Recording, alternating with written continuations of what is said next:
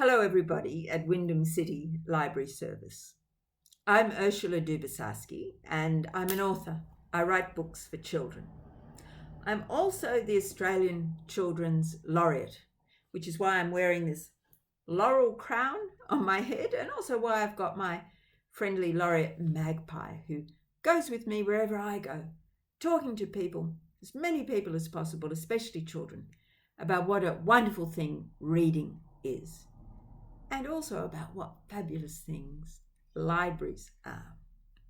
So I'm really delighted to be talking to you all at Wyndham City Library today.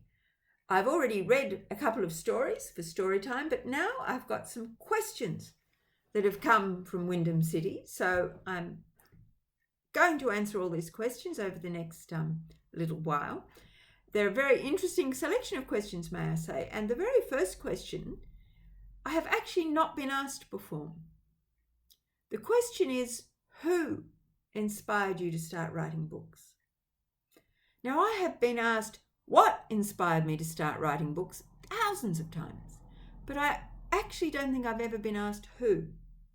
And it's a really interesting way to look at the question. And it goes on to say, was it another author? Now, if I'm talking about who, I grew up in a family that loved books and writing, so that was a good thing for me. You know, I had people in my family who read a lot and wrote a lot. And when I was at school, I also had teachers and librarians who encouraged me a lot in my writing and reading. And so all of that, I think, is very important. But I do wonder if it was an author who made me want to be a writer myself, beyond just wanting to be a reader, because I loved reading. I was a bit late learning to read. I didn't learn to read till about halfway through year one. But when I did learn to read, I just loved reading. But almost as soon as I started to learn to read, I started to want to be a writer. And one of the very first books that I loved was this. It's by Dr. Seuss, whom you know, and it's called I Had Trouble in Getting to Solar Saloon. And like all of Dr. Seuss's books, it's written totally in rhyme and in comparatively simple language for children. And he was such a master of using simple language in clever and entertaining and actually in a mesmerizing way. I was mesmerized by this book. I know it off by heart. I had trouble in getting to Solar Saloon on the banks of the beautiful River Wahoo, where they never have troubles, at least very few, etc., etc. And I'm never tired of reading it. I think it's a brilliant piece of work. And I think I loved it so much, I wonder if that was what engendered in me a desire to write something myself. I mean, I guess I'll never know. But in answer to that question, that's certainly, I started to think of this book and Dr. Seuss. Now, the next question is, what was the inspiration behind each of the stories you've just read? Now, the stories I've just read were, here I am. The first one was The Terrible Plop. Now, in a way, this story, as I think I said in the video, was inspired by my love of Dr. Seuss and always wanting to write a rhyming story myself. It took me a long time.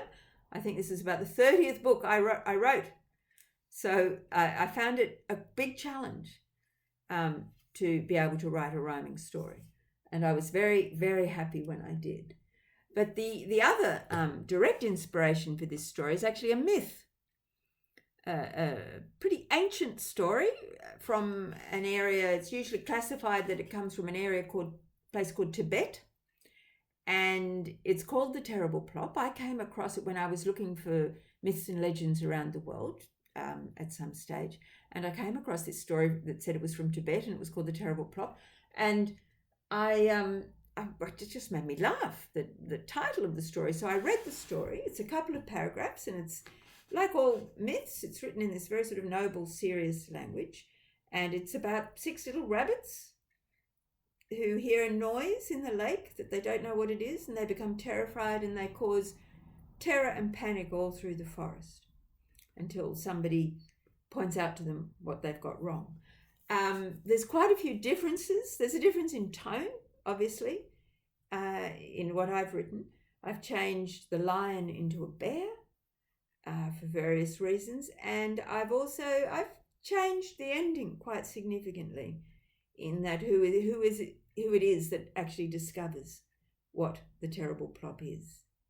So that is the inspiration, probably the two chief inspirations of this story, which is, in the end, it's got the same message as the myth, that it's easy to be frightened of things we don't understand.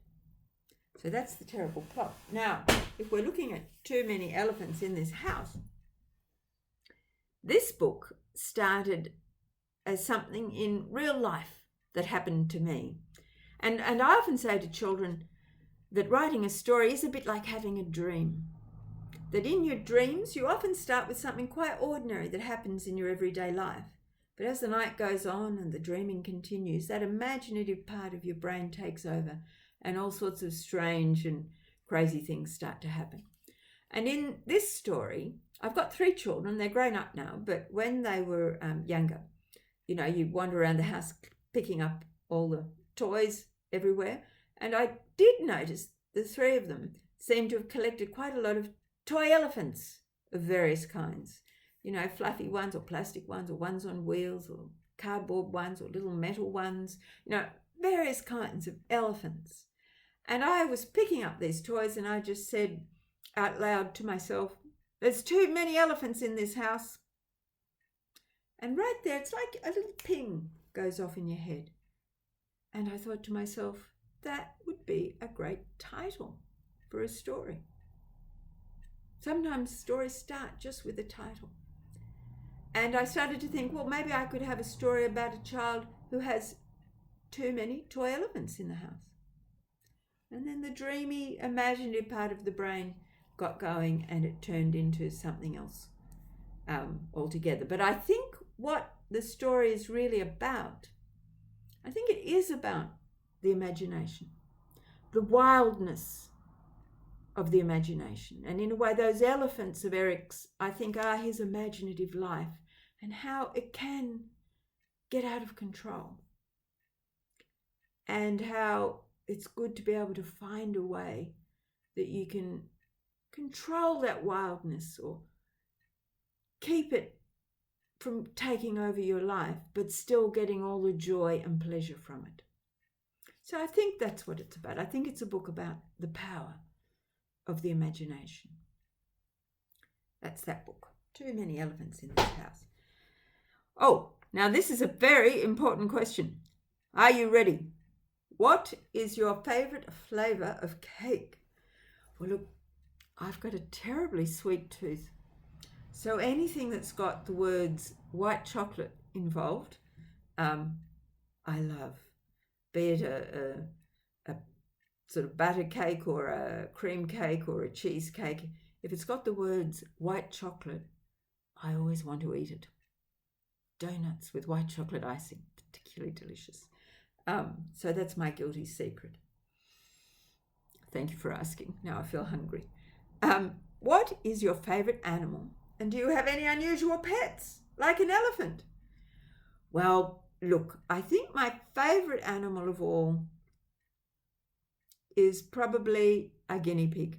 I do love guinea pigs. We've always had guinea pigs, but we don't have any at the moment because we've got a lovely fluffy white dog called Argus. And so that means for the past 13 years we haven't had any guinea pigs. But probably in my heart, it's funny little squeaky, sweet-natured, frightened guinea pigs are the animals I love the best.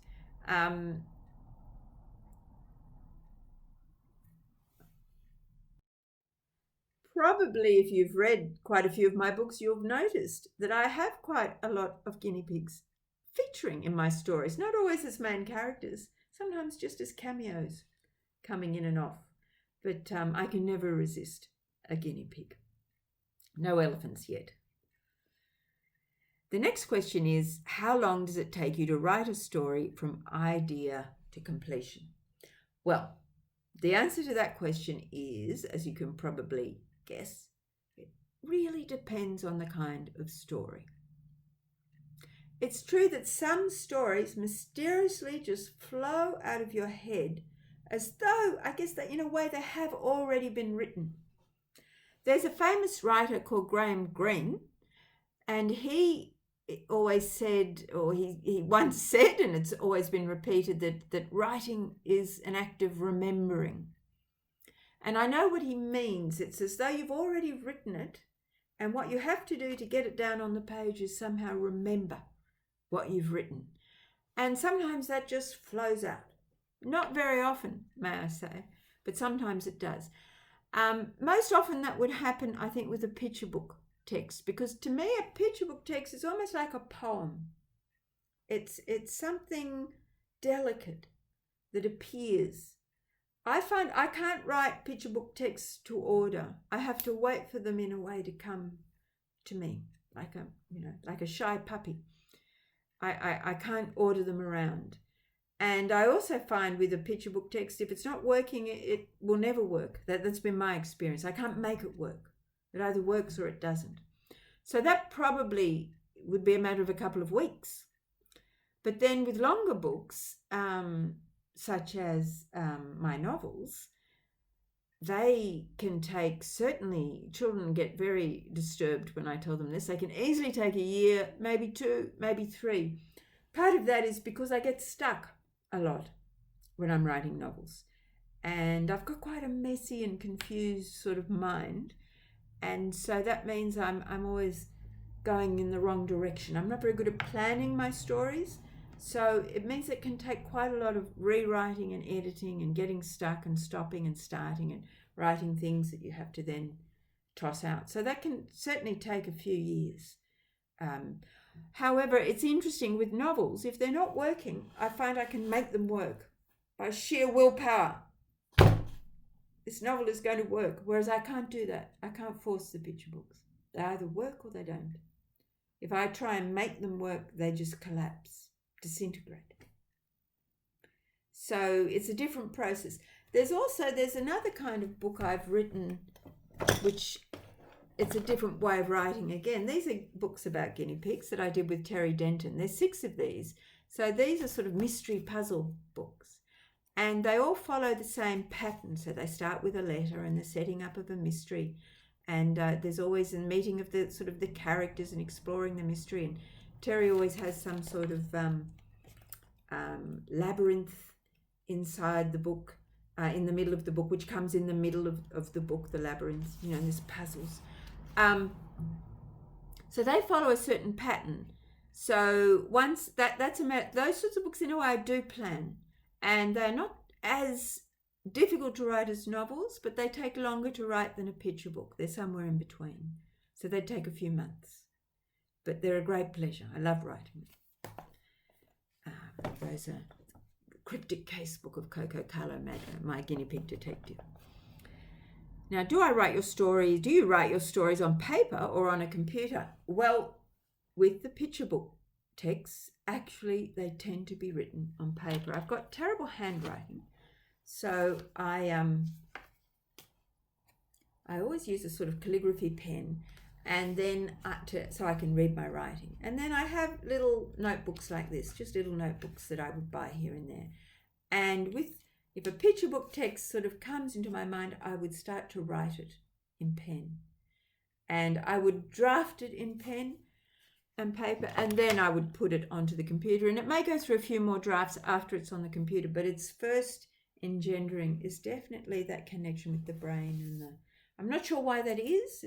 It may be to do with the very few numbers of words, and those words have to be, they have to drip out of your head slowly. I'm not quite sure. With the novels, however, and say the guinea pig Coco Carlo Magno books, I write them on the computer. It's true, these books I plan in my notebooks, but when I actually write them, I write them on the computer. And certainly the novels I write on the computer. So it just depends the kind of writing you're doing. And that's not a decision. It's just sort of doing what comes naturally, what you want to do, how you want to write it. Now, some of your books have been translated into other languages. That is true. In fact, I brought a couple here because because I thought it might be nice to have a look. Here is a Korean version of, what book is that? Yes, it's The Terrible Plop. It looks quite different to the English version. I don't speak Korean, because the next part of the question is, do I speak any other languages? But I do speak this language, not very well. But you can see that's The Terrible Plop again. But this one is in Hebrew. And this one is interesting, which, as I say, I speak at a, primitive, and read at a primitive level. But this is interesting because in Hebrew, you read this direction. In English, we open the book like that. But in Hebrew, like Arabic, you open the book in that direction. And you read it in that direction. So you read like that, from right to left, not from left to right, like we do. It's funny to see your book in another language. And I also brought here is, I don't know this language, but this is Chinese. So there is too many elephants in this house in Chinese. A language I do speak again not very well is Spanish. And here's one of my novels, The Golden Day, in Spanish, El Día Dorado. My husband's from Argentina, so that's why I speak Spanish. It's lovely seeing the book in that language. The language I speak the best, though, apart from English, is French, because my daughter lives in France. But sadly, none of my books have yet been translated into French, so I'll be very happy when that day arrives. That'll be a big pleasure for me. Now, what was your favourite picture book when you were little? Well, I did talk about Dr. Seuss, but in another sense, if we're talking about a picture book, I wonder if this was actually, I think, my favourite picture book when I was little. This was a birthday present when I was 6. And again, I know this book off by heart. I have read it thousands of times. This isn't a rhyming book, and it's called, in French, you would actually say Biquette, but I didn't know French when I was a child, so I always call her Biquette. Biquette the White Goat, by Françoise. So she was a French-American writer-illustrator. But honestly, I do know that I think this is the most fantastic beginning. What was the matter with Mimi? Dramatic. No one could tell. Even the doctor did not know. He looked at her tongue. He gave her pills. But still, Mimi was not strong. What a drama. I think it's fantastic. And it continues. In the end, what the story is about is Mimi has to drink goat's milk. So they have to bring a goat that's never caught cold from another village for Mimi to, there's the goat on the train, for Mimi to drink. And then it ends out, she's well and the goat has got a little coat so it doesn't catch cold. I have to show you this. This was also, even as a child, one of my favourite spreads of this book because it just made me laugh and still makes me laugh. Now Biquette is a spoiled little goat.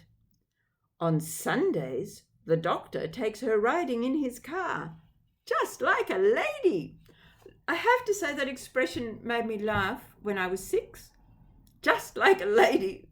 And I think it's still very funny.